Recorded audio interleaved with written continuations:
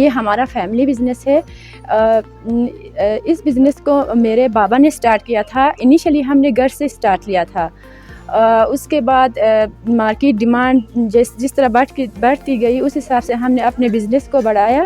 یہاں پہ ہم نے فیمیلز کو زیادہ پریفر کیا ہے، کیونکہ وہ خود اپنا انکم خود جنریٹ کرے اور وہ خود مختار ہو جائے، وہ کسی پہ ڈپینڈنٹ نہ ہو۔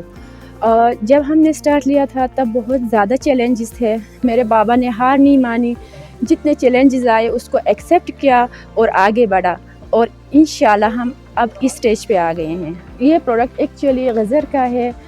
یہ جس سردیوں میں یوز کرتے تھے، اس کا کسی کو پتہ نہیں تھا کہ اس طرح کا کوئی پروڈکٹ ہے، تو میرے بابا کو یہ آئیڈیا آیا کہ کیوں نہ ہم اس کو مارکیٹ میں انٹروڈیوس کریں۔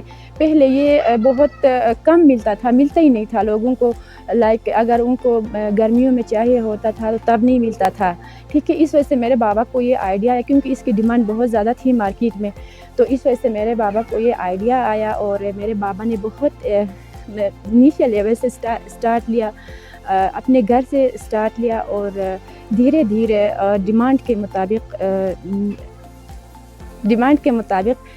ہم نے پروڈکٹ تیار کیا۔ جو فیڈ بیک مل رہا ہے وہ بہت اچھا مل رہا ہے، کیونکہ فرسٹ آف آل یہ ہے کہ جو بے روزگار خواتین تھیں ان کو روزگار ملی یہاں سے، ٹھیک ہے۔